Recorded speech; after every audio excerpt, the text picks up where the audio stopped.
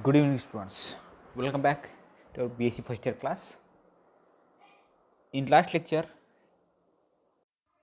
we discussed about ideal gas concept, then uh, van der Waals equations, ideal gas equation, and so on.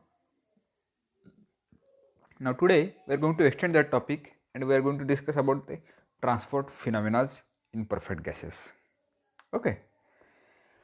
Actually, there are three kind of transport phenomena. One is diffusion, another is thermal, and third one is the viscosity. Okay, what it tells us? Actually, when we are talking about the diffusion, it means what the gas molecules transport due to concentration gradient. When we talk about the thermal conduction, in that case, gas molecules transport energy, and in case of viscosity, they transport momentum. That's why these three kind of transport phenomena we have to discuss and derive in today's lecture. Okay, we have been able to relate quite a few macroscopic properties of gases such as pressure, volume and temperature to molecular behavior on micro scale. Okay, we saw how macroscopic pressure is related to the molecular motion in case of perfect gases. Is there anything else interesting one can learn from the kinetic theory of perfect gases? That point is transport phenomena. So far, we only considered macroscopic properties that can be termed as a static.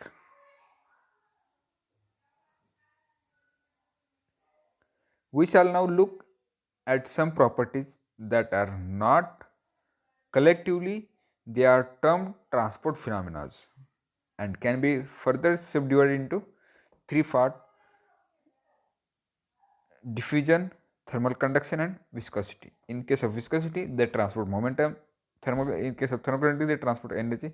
In case of diffusion, they transport concentration gradient.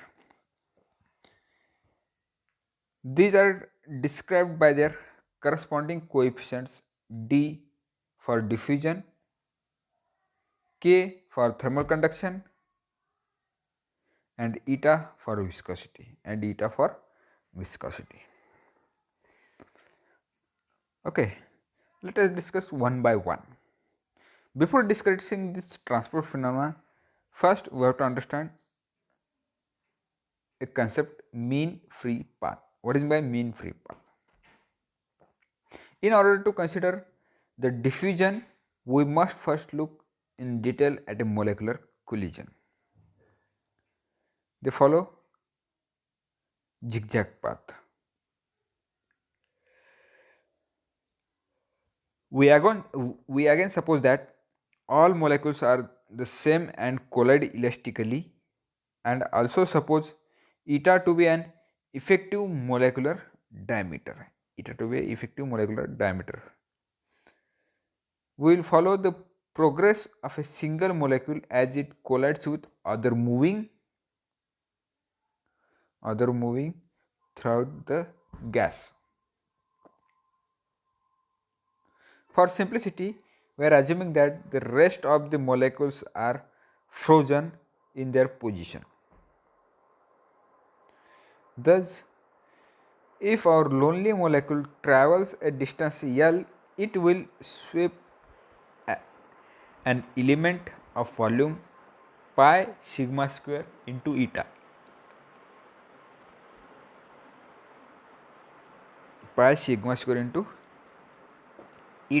And if there are n molecules per meter cube, then our molecule will collide with pi sigma square into L. of them. Here we are considering a gas molecule with a diameter eta. Okay, that gas molecule can collide with another gas molecules. During that collision, it travels some distance. That distance is nothing but a mean free path. If we take a number of collisions and if we measure the number of free path and take its average, it gives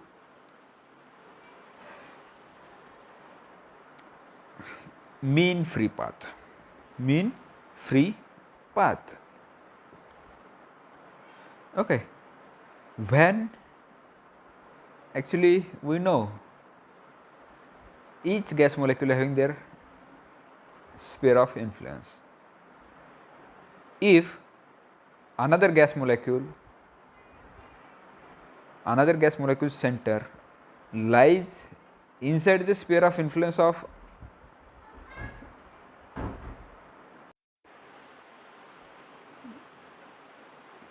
suppose one gas molecule is there having diameter sigma. That gas molecule having their own sphere of influence with a radius sigma and diameter 2 sigma. Okay, if another gas molecule lies inside or another gas molecule center lies inside the sphere of influence or lies on sphere of influence, then and then only that two gas molecules can attract or repel.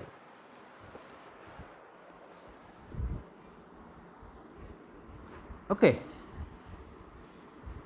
that's shown in this left side figure.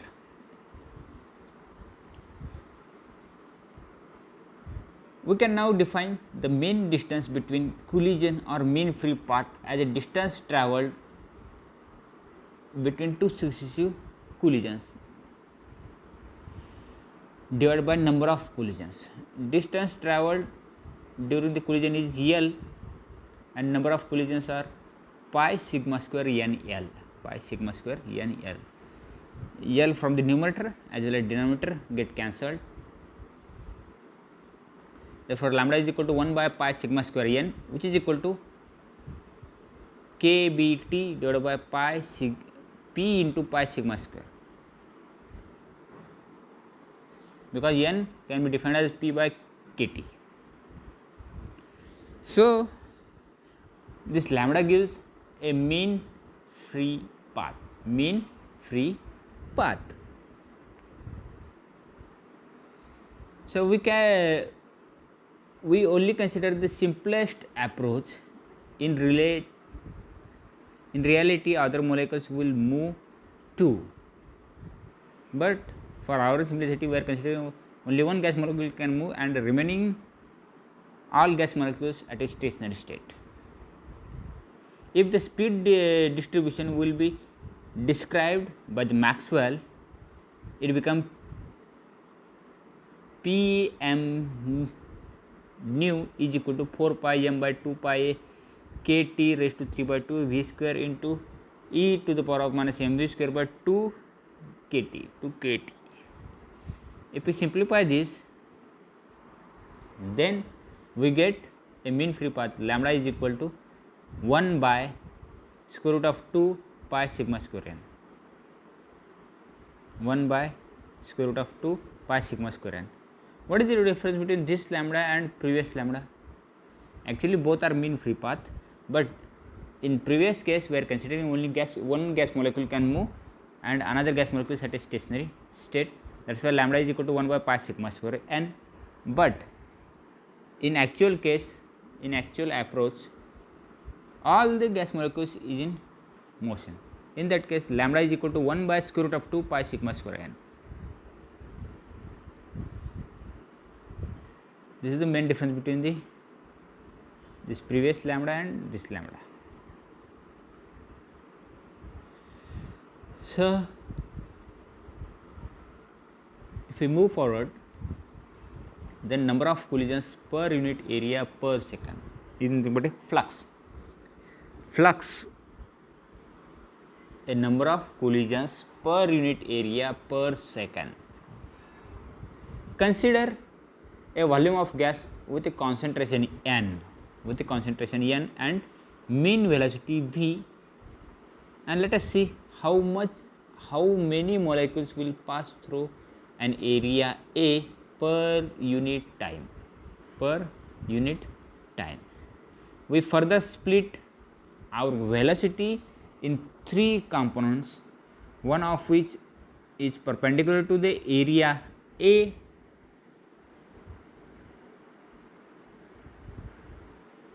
Actually, we find out this velocity component in kinetic theory also. Then in time t, above 1/6 of the molecule,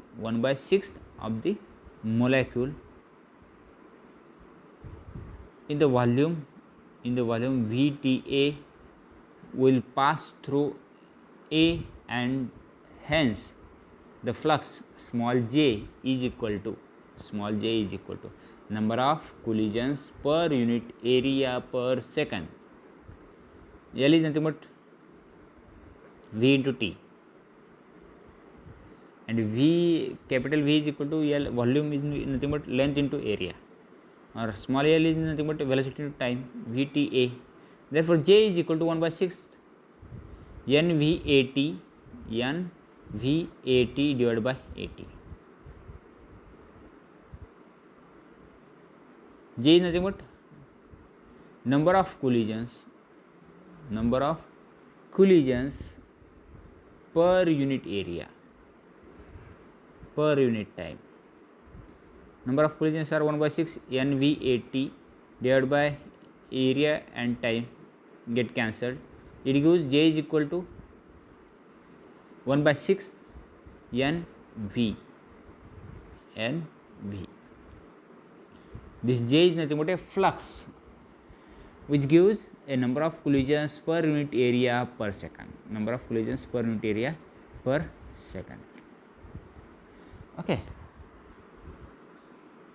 Any doubt in this? So after discussing flux, mean free path, and introduction to transport phenomena, we are going to derive equation for diffusion, for thermal conduction, for viscosity, that we will discuss in next lecture. Just remember small things, that is the value of lambda is equal to 1 by pi sigma square n,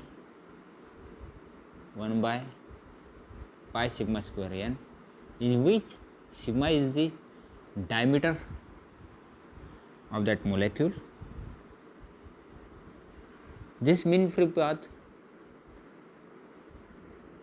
is calculated with the help of one condition, in which only one gas molecule is in motion and remaining all gas molecules at a stationary state.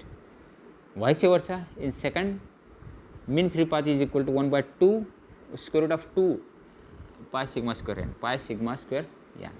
In this case, lambda is equal to 1/2 square root of 2 pi sigma square n. All the gas molecules is in motion. This is the main difference. After that, we are finding a number of collisions per unit area per second, that is flux, which is equal to 1/6 NV.